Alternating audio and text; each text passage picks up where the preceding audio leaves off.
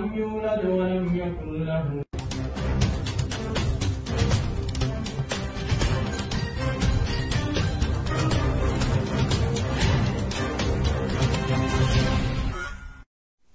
جی ناظرین، لندن میں آج سابقہ وزیر اعظم میاں محمد نواز شریف کی والدہ کے لیے دعائے مغفرت ادا کی گئی،